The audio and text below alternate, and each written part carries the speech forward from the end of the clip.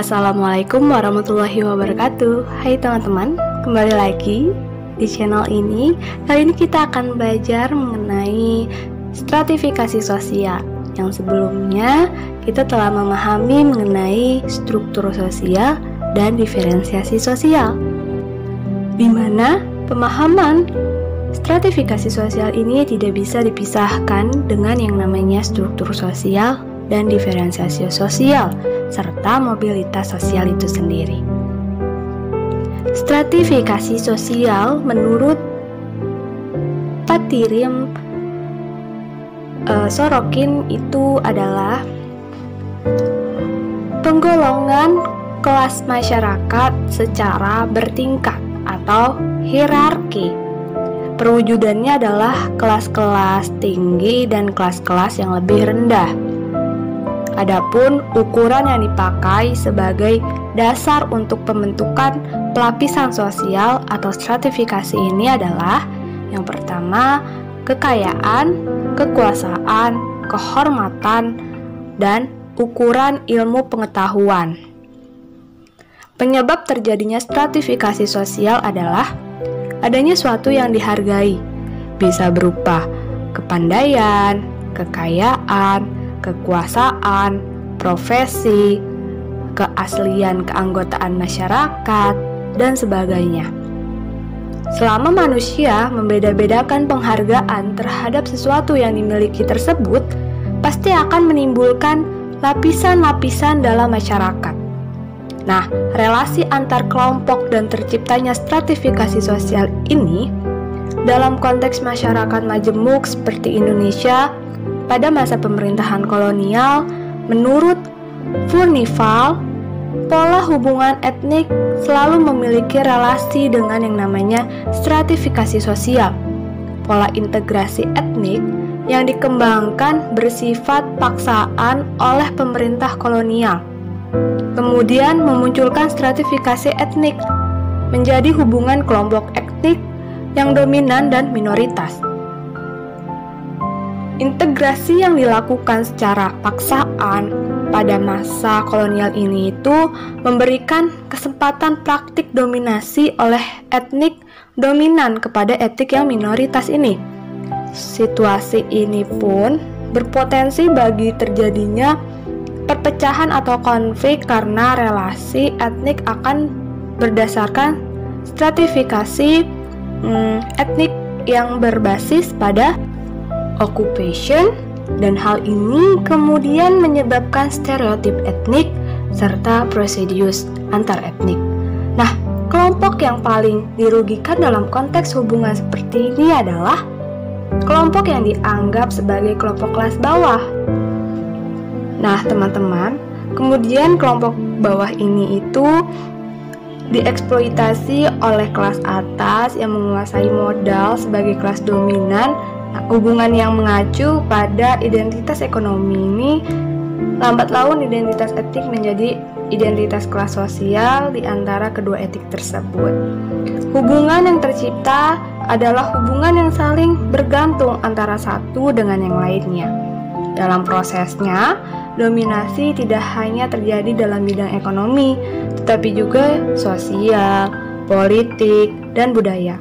Proses ini oleh Gramsci disebut sebagai hegemoni atau pemaksaan ideologi, yaitu penanaman ideologi semu kepada kelas bawah oleh kelas atas dengan tujuan melanggengkan kekuasaan.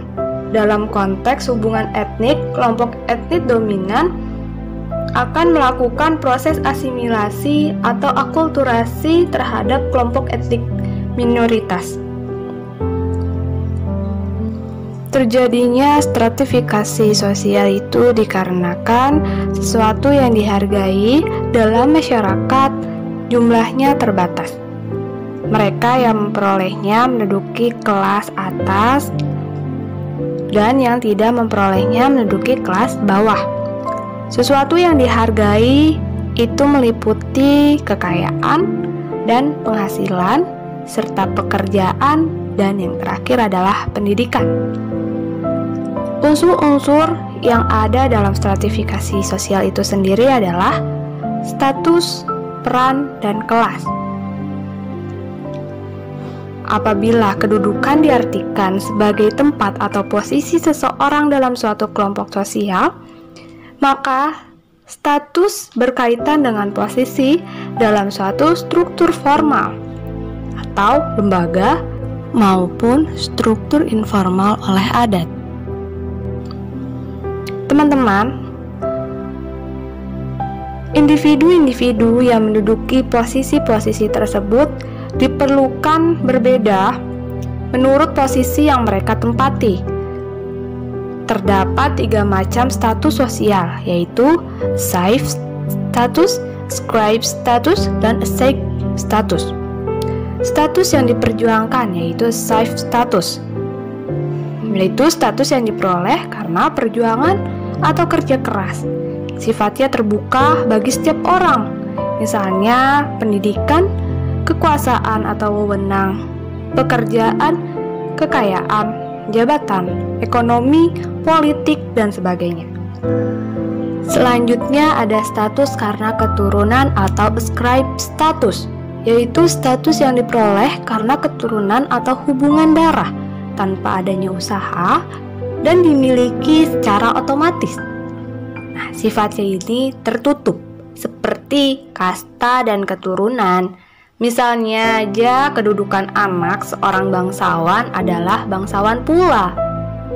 Nah, poin ketiganya adalah status karena penghargaan atau ascetic status, yaitu status yang diperoleh karena pemberian, penghargaan, atau penetapan, di mana status ini diperoleh karena jasa-jasanya, yakni diperoleh sebagai pemberian atau penghargaan, seperti gelar pahlawan sebagai penghargaan atas jasa-jasanya kepada bangsa dan negara.